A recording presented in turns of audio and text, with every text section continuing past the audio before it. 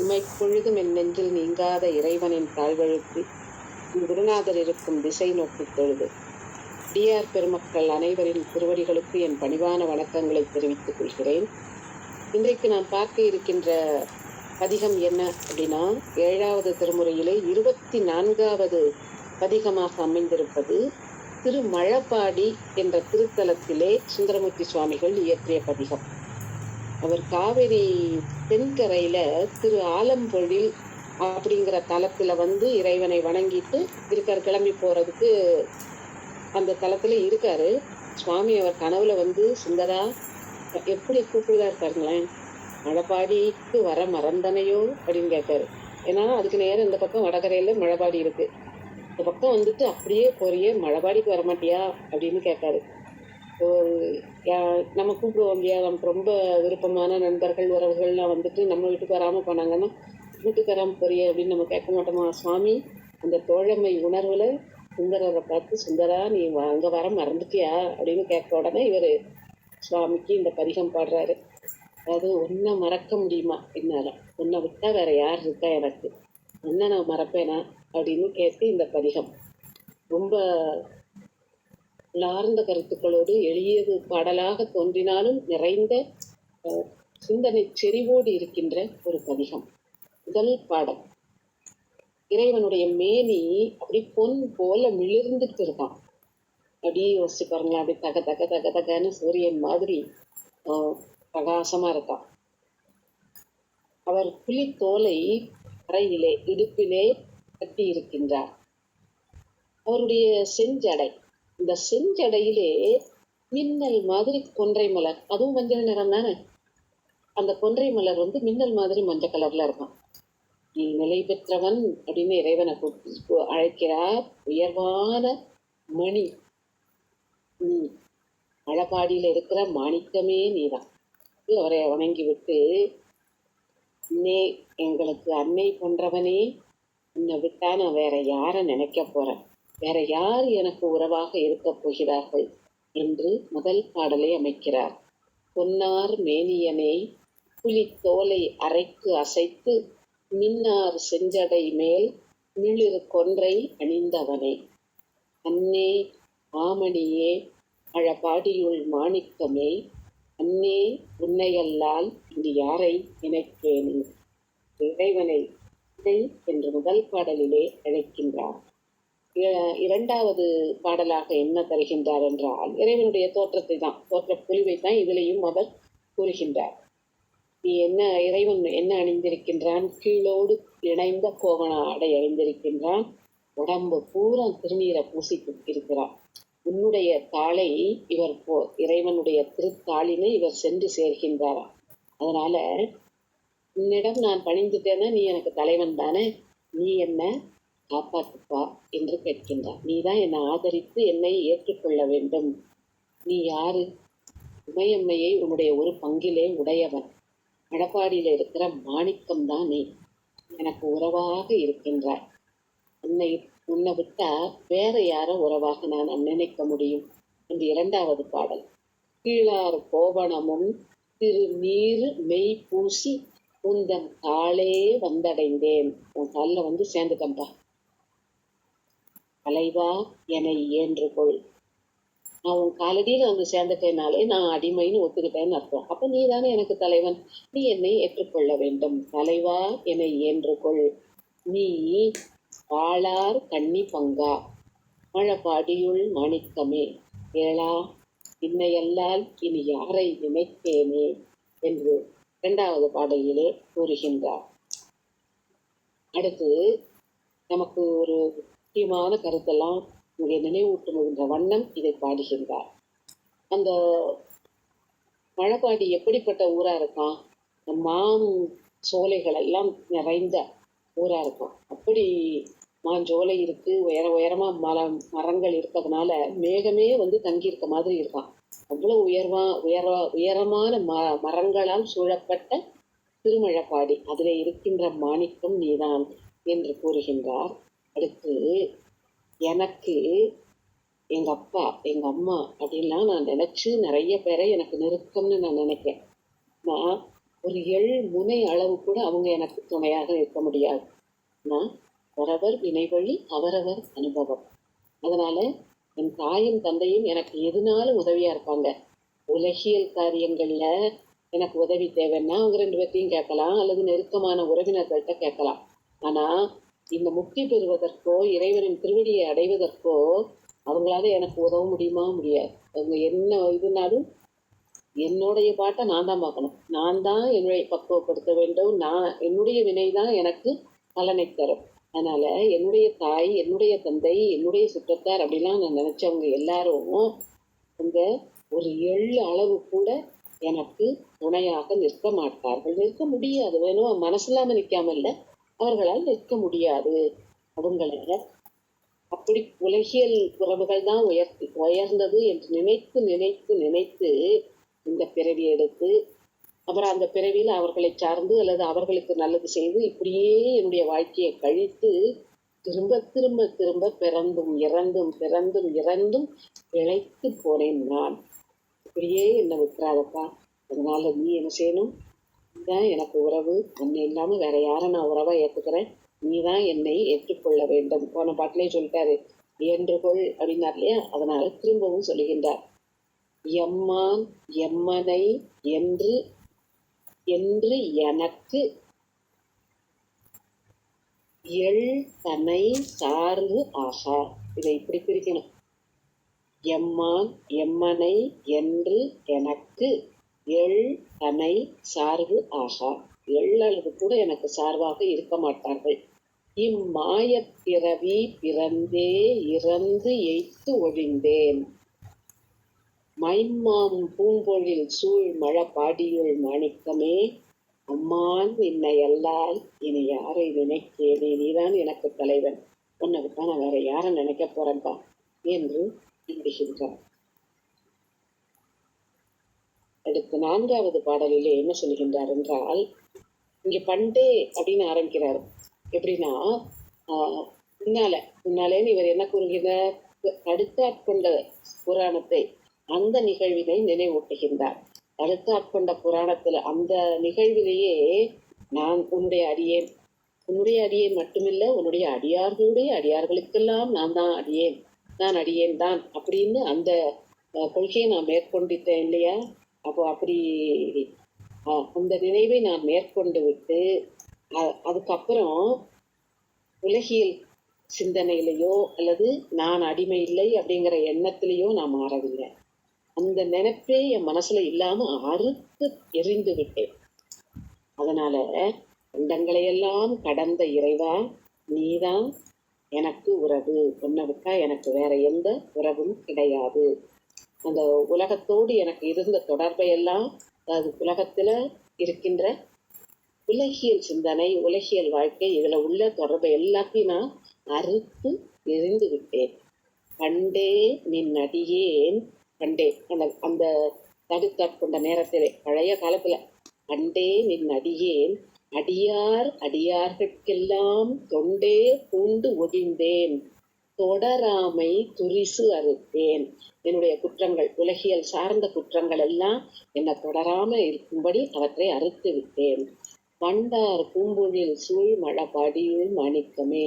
வண்டுகள் சூழ்கின்ற மலர்களை உடைய பூஞ்சோலைகளால் சூழப்பட்ட திருமழபாடி, அதிலே இருக்கின்ற மணிக்கத்தூணே, இந்தங்களையெல்லாம் கடந்து இருப்பவனே, உன்னையெல்லாம் நீ யாரை நினைக்கேனே என்று இந்த 4வது பாடலை அமைக்கிறார். 5வது பாடலாக என்ன கூறுகின்றார் என்றால், இறைவனை கண்ணாகவும் கருத்தாகவும் கூறுகின்றார். கண்ணுன்னு ஏன் தனியா, கருத்துன்னு ஏன் தனியா அப்படின்னா, கண்ணாக இறைவன் இருக்கின்றான் அப்படின்னா அறிவாக இறைவன் இருக்கின்றான். கருத்தாக இருக்கின்றான் என்றால் கருதப்படுவனவாக இருக்கின்றான். நமக்கு அறிவாகவும் நம் அறிவுக்கு ஒளி தருவதாக, அந்த அறிவு செயல்படுவதற்கு உடனாக நின்று இருப்பவன் இவன். அறிவை வைத்து யாரை கருதுகின்றோம்?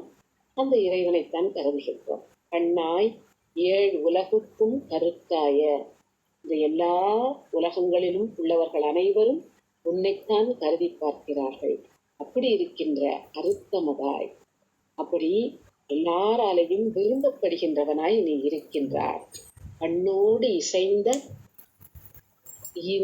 இனிய தமிழாகவும் நீ இருக்கின்றாய். பரஞ்சுடர், சுடர் அப்படின்னா ஒளி வீசுவது, பரஞ்சுடர் என்றால் மேலாக ஒளி வீசுவது. இது அதுக்கும் மேல ஒரு அடைமொழி தருகின்றார், பரமாய பரஞ்சுடர், எல்லா பொருட்களுக்கும் மேலான ஒளி அப்படிங்கிற பொருளிலே தருகின்றார். அப்படிப்பட்டவன் நீ நிலத்திலே நிறைந்த பூம்பொழில்கள் நிறைந்த பூம்பொழில்களால் சூழப்பட்ட மழபாடியிலே இருக்கின்ற மாணிக்கம் நீதான். அண்ணா நின்னை எல்லால் இனி யாரை நினைக்கேனே. இங்கே அண்ணா என்பது அண்ணல் என்ற சொல்லின் வேறுபட்ட வடிவம். அதனால அண்ணலாகிய நீ, உன்னை விட்டு நான் வேறு, அண்ணன் தலைவர், உன்னை விட்டு நான் வேற யாரும் நினைக்க போறேன். அண்ணாய் ஏழுலகும் கருத்தாய அருத்தமுமாய் பண்ணார் இன் தமிழாய் பரமாய பரஞ்சுடரே. அண்ணார் பூம்பொழில் சூழ் மழபாடியுள் மாணிக்கமே, அண்ணா நின்னை அல்லால் இனி யாரை நினைக்கேனே என்ற 5வது பாடல் அமைந்திருக்கிறது. அடுத்து 6வதாக என்ன கூறுகின்றார் என்றால், நீ என்ன செய்திருக்க, எனக்கு மாளா நாள் அருளி இருக்கின்றாய் என்கின்றார். இவே இல்லாத வாழ்நாளை அடியவர்களுக்கெல்லாம் நீ கொடுத்திருக்கப்பா. அடியார்களுக்கு அழிவில்லாத ஒரு வாழ்க்கை. இப்போ நித்தமாக இறைவனுடைய திருவடியிலிருந்து வணங்கி கொண்டே இருப்பதனால அவங்களுக்கு என்ன வாழ்நாள் முடியவா போகுது? அவங்களுக்கு வாழ்நாள் என்றால் உலகத்தில் நினைக்கக்கூடாது. இறைவனுடைய திருவடியில போய் தந்தாச்சுன்னா அப்புறம் அவங்களுக்கு நிலைத்து தன்மை தான் அங்கே முக்தி இன்பம் பெறும் பொழுது. இப்படி இனிமையான நாட்களை அருளக்கூடியவன் நீ மழபாடியிலே எழுந்தருளி இருக்கின்றார். நீ உன்னை விட்டா வேற யாருக்கும் நான் அடிமை கிடையாது. உனக்கு நான் ஆளான பின், ஆளாய் நின்னையல்லால், நான் உனக்கு அடிமையான பின் வேற யாருக்கும் அடிமைன்னு நான் நினைப்பேனா? வேற யாரையும் நினைக்கவே மாட்டேன் என்று கூறிவிட்டு முதல் வார்த்தை என்ன தெரியுமா போடுறாரு? மரியாதையா நாள் அப்படின்னு சொல்லணும். நாள் அப்படிங்கிறத ஒரு மனிதர் போல நினைவூட்டி நினைத்து அதுக்கு ஒரு மரியாதை தன்மை கொடுக்கின்றார். நாளார், இந்த நாளார் என்ன தெரியுமா? இறுதி நாள், இறுதியான நாள் வந்ததுன்னா வந்து அணுகில் என் கிட்ட வந்து இறுதியான நாள் எனக்கு வருவதற்கு முன்னால உனக்கு கிட்ட நான் வந்து உனக்கே அடிமைன்னு ஆகிவிட்டேன். அதனால நீ என்னையும் ஏற்றுக்கொள்ள வேண்டும் என்று கேட்கின்றார். நாளார் வந்து அணுகி இல்லியாமுனம் நிந்தனக்கே வாழா வந்தடைந்தேன், அடியேனையும் என்றுகொள். மாளா நாள் அருளும் மழபாடியுள் மாணிக்கமே, ஆளாய் நின்னையல்லால் இனி யாரை நினைக்கேனே. உன்னை விட்டா வேற யாரையும் நான் எனக்கு தலைவன் அப்படின்னு நான் நினைக்க மாட்டேன். ஏனென்றால் நான் உனக்கு அடியேனாக ஆகிவிட்டேன் என்று இந்த 6வது பாடலிலே கூறுகின்றார்.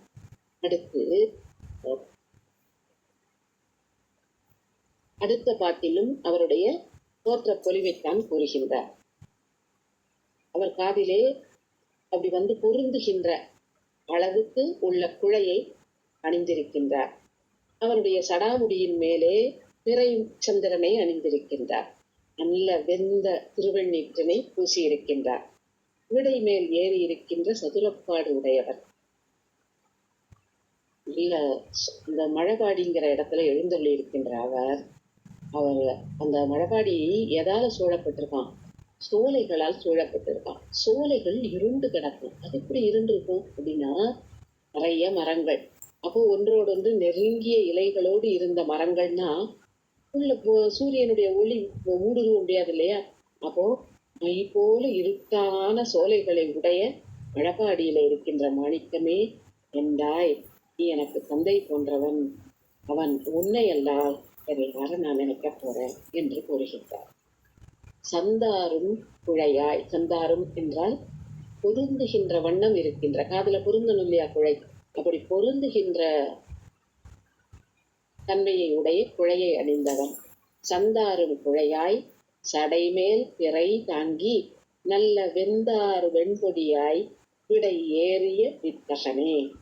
மைந்தார் சோலைகள் சூழ் பாடியுள் மாணிக்கமே, எந்தாய் நின்னையல்லால் இனி யாரை நினைக்கேனே என்று 7வது பாடலிலே கூறுகின்றார்.